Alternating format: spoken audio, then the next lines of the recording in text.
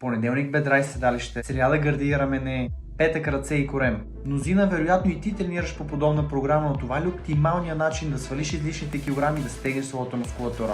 В огромна част от случаите не и сега ще ти обясня защо. Подобно групиране на мускулните групи съставлява така наречената сплит програма, която обаче е подходяща най-вече за средно напреднали и напреднали, които могат да си позволят да тренират минимум 3 до 5 и повече пъти седмично и чиято основна цел е мускулни размери и дефиниция. Като това е за сметка на други качества, като издържливост и мобилност. Иначе важни за теб, чиято цел е да бъдеш функционален и в добра кондиция. За човек, който има ограничено време за спорт, чиято цел е да понижи излишните килограми, стягайки отпуснатата си мускулатура и същевременно повиши своята физическа производителност, то кръговите тренировки и тренировките за цяло тяло са доказано по-добрият начин за целта поради редица фактори. Ако ти си човек, който има нужда от помощ в изготвянето на неговата тренировъчна програма, може да ми пишеш на